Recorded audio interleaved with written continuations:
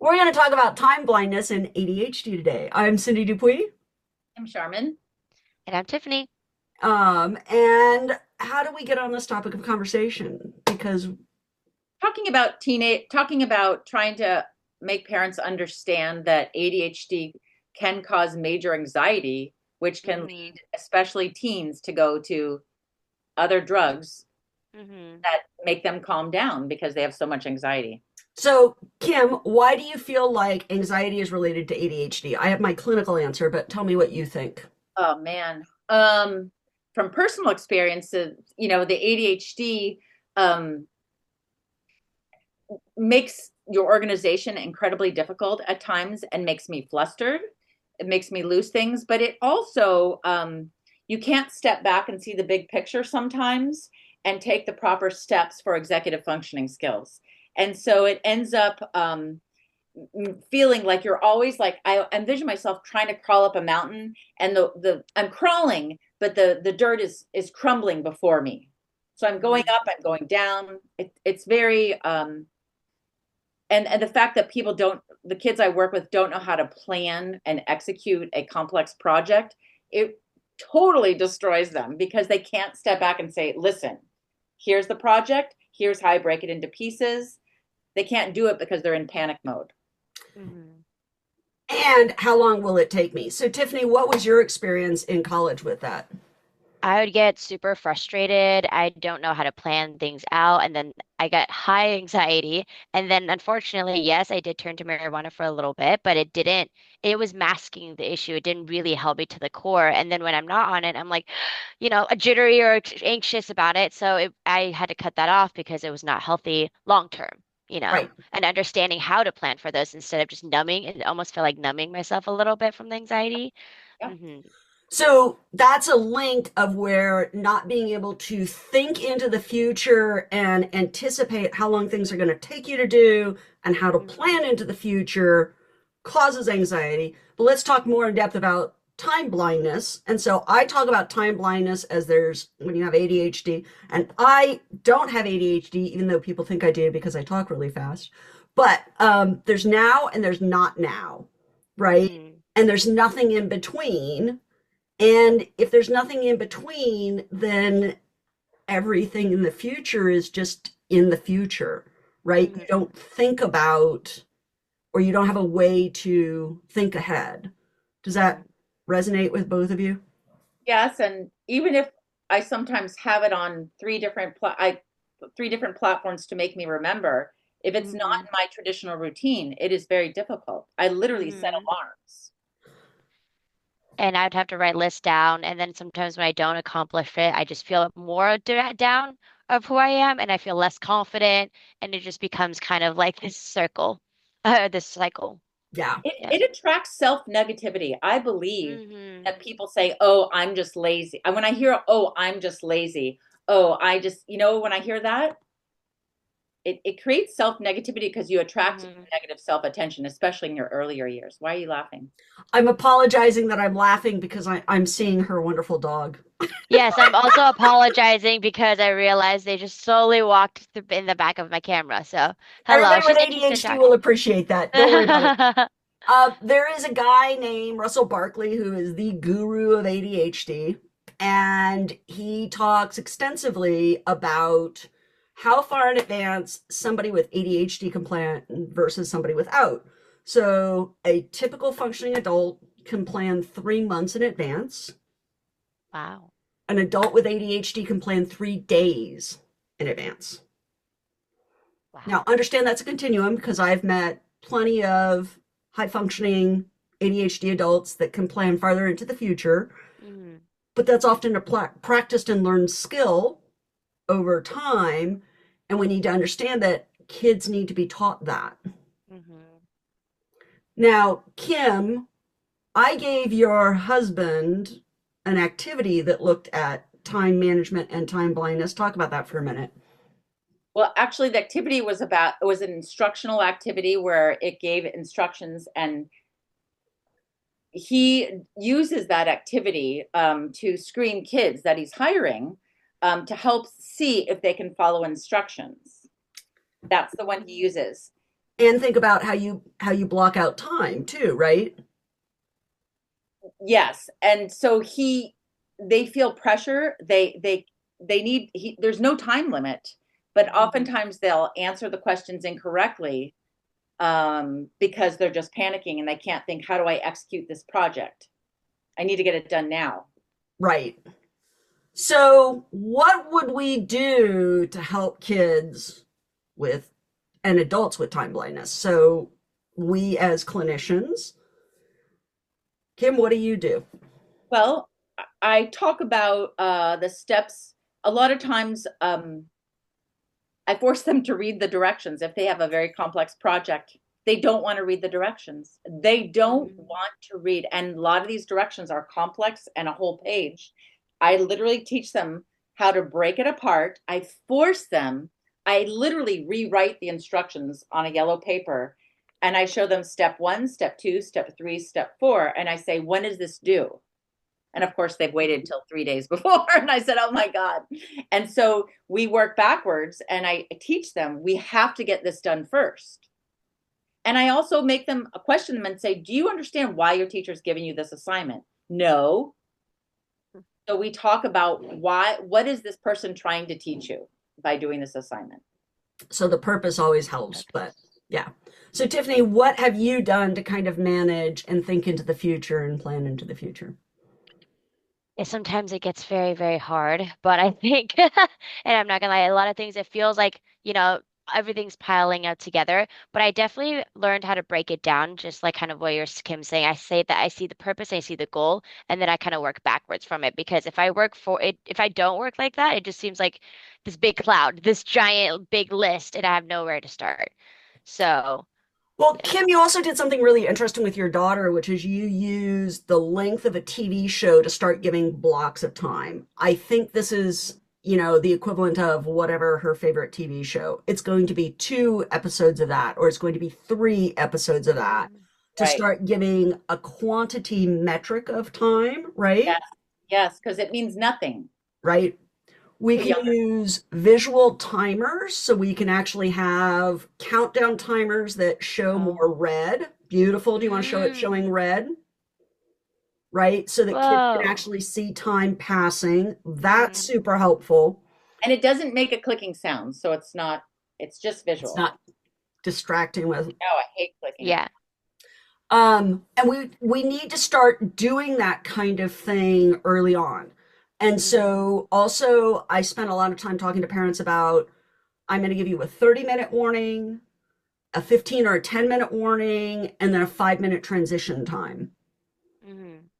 So, especially when kids are deeply addicted to highly stimulating videos. And remember, in ADHD, there's parents don't understand there's something called hyperfocusing. It's not that the kid can't concentrate, it's that the kid can't keep a Mm-hmm. steady level of concentration. You can't regulate. Right. Regulate, yep. You're either really into it or you're not. And when you're not, Guilty. everything's equal. Yeah. Yeah, Yeah, you guilty feel of that that. on a regular Yeah, basis. very. Yeah, a lot of the times, especially when I'm not with a medication, it's just it feels like I'm very interested or I just don't, hands up, don't want to do it at all. Using any kind of system in your house, Alexa, dots, Mm-hmm. whatever, right? Things that can set alarms and set warnings. Mm-hmm. That can be super helpful. I think it's also helpful, like giving a kid a stopwatch, and Mm-hmm. having them run around and actually time how long it takes to do things is super helpful. So, how long Mm-hmm. does it actually take you to empty the dishwasher? We all know that we don't like to do that when we're a kid, but how Right. long is the misery really going to take? So, you're going to time me doing it, and that will Mm-hmm. give you an idea of about how long it should take, right? Right. And so you've got a better sense of metric. So now what Mm-hmm. do we do for older kids? Mm-hmm. Well, I've had kids go off to college and they forget to take their ADHD meds. Like that's a thing that's even hard for them. Habit. And so because it's when things are a routine, it's much easier for me. But when things Mm-hmm. are different every day or different every week, it's harder. And their class schedules are different. So we create programs where a series of alarms go off each day on a different at a different time, because sometimes they wake up different times, and that alarm tells them they need to wake up and take their meds because class is in 2 hours or an hour. Hmm. Tiffany, what do you do to track appointments in the future? I have, and also I do with my students as well, the reminders on the app or the notes where you can check off and uncheck. And that's kind of been my way of going about it because I do need the visual, but I also need, I always write down like how long it would take because sometimes is that the right word? Yeah, underestimate how long things will take, then things fall behind. So I definitely use like a reminder and my students use that as well on the phones because it's easy to access.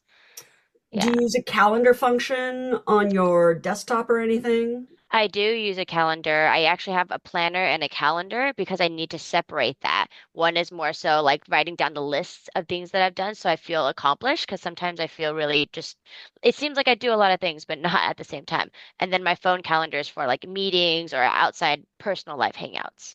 So I use both methods, but sometimes it can get confusing. Interesting. Um, I also do, I will take students and I will, especially when they're in college, I'll use an Excel spreadsheet and I'll put in 15-minute time increments and do from 8 to 8:15, 8:15 to 8:30, and put that on one side. And then we block out the days and we Mm-hmm. block out the classes in color. And then we talk about blocks of time that can be used for different activities. Like, Mm-hmm. hey, you just came out of biology class, and when your notes are really fresh, you need to take 15 minutes and do a quick review before you do anything else. So Yep. let's Mm-hmm. block that time. So go get your cup of coffee, sit down, and the coffee is the reward, but there you're gonna like go through your notes again. Or Mm-hmm. here's a big chunk of time, and that's when you need to do your history assignment, or Yeah. this is your time for exercising, right? So they've Mm-hmm. got a visual chart, Mm-hmm. and having free time blocked in and flex time blocked in is Mm-hmm. equally important, right? I Yes. I'm laughing as you're saying this because this is the 1970s version of your high tech thing. And I literally have blocked my entire day out, but then I have a list of all these different tasks below. Mm. But I make it big and yellow, and I mean, I carry it around the house. Super, super basic things. And but we also have kids that don't like to write anything down because we have Nope. kids with Mm-hmm. dysgraphia. So the beauty of that is voice recognition, right? Recognition. Right. Hit the button, speak, done. You Mm-hmm. guys like Agenda? I don't know agenda. Agenda. It's just a little app, and kids can separate their classes on it. And what I like about it, because I have anxiety, is like they can say, I need to start looking at this project for English literature, a week in advance or 7, 8 days or the weekend before, at least start looking at it and planning it. And then it rolls over each day. It Love rolls it. over. And I really like Agenda a lot. But garbage in is garbage out. And so you have to put the due dates in, or else Mm. it's not going to help. I mean, if you don't use it properly, Yeah, it's not going to, it's a Right. virtual paperweight. right. Mm-hmm. I think it's really, really, really important for parents and adults to know that this is a learned skill set and that there's a 30% lag. So this is an executive functioning skill. There's a 30% lag in development of executive functioning skills in individuals with ADHD. Oh, 30%. Mm. Wow. 30% lag. So if you're 10 years old, you're functioning at the level of a 7-year old. Oh, so you subtract Oh, 3. Okay. I see. If you're 15 years old, Around 10. yeah. Wow. Wow, that's a huge gets the gap gets larger and larger as we move on. And the Wow. more intervention you do, this is why we talk about medication is a tool in the toolbox and it's a tool that I Mm-hmm. love. But without the direct intervention, you're crippling the individual in many ways Mm-hmm. because you can't take stimulants 24/7. You'll never sleep, right? And that's not how they work. And so we Right. have to teach those executive function skills explicitly and frequently and Mm-hmm. reinforce them if we expect them to work. And getting somebody that can do executive function training super, super difficult to find. There are a lot of people out there that are executive function coaches that don't always have the underpinnings of the psychology behind it. And so here's the tool I want you to use, even if the tool doesn't work for the individual. And it's about helping the Mm, student identify or adult identify what's effective for them, yeah. that resonates with them, and understanding you may use it for 3 months and then decide you need something new because you like new shiny objects. So if that means every 3 months we change it, as long as you're using something that you continue to find effective, I don't care. Mm, And for little kids, the best way is of mom or dad to sit down and say, okay, what do you want to do for your birthday party? Or what do you want to do for our special Let's Sunday backward outing? plan. Yeah. mm-hmm. And for an older kid, it's okay. You want to go backpacking in Europe, okay. Or not backpack. Let's just do something simpler. Like I don't know. You You want met to go away for a weekend with your friends to a concert. right. What do you need Mm-hmm. to do? What's the first like and then you'd be surprised about the level of detail. They'll say, oh God, I have to do that. Oh yeah, I need to rent a car. Oh yeah, I forgot I Mm, need to schedule my flight a And with certain younger kids, I suggest to parents that they pick one activity of a vacation that the kid plans. It could be going out to dinner. It could be a snorkeling. It could be, hot cocoa after skiing. Whatever it is, they plan that. When's it going to occur? What do we need for it? And you're there to help scaffold.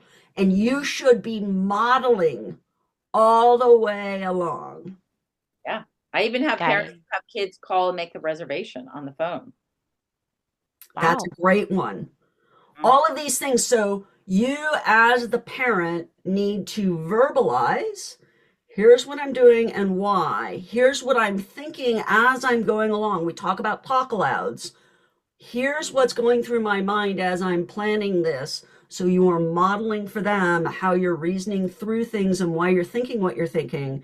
And then I always encourage the parents to say, okay, you model 3 options several times, then you have your kid come up with an option. So you do two, and the kid comes up with a third. Mm-hmm. But all of these should just kind of get your juices flowing as parents and start giving you some ideas of how you can start to work with this. How do I begin to think of time as a bigger picture Mm-hmm. and how to roll forward? Would love your questions and Right. comments. Thank you. Thank Thank you.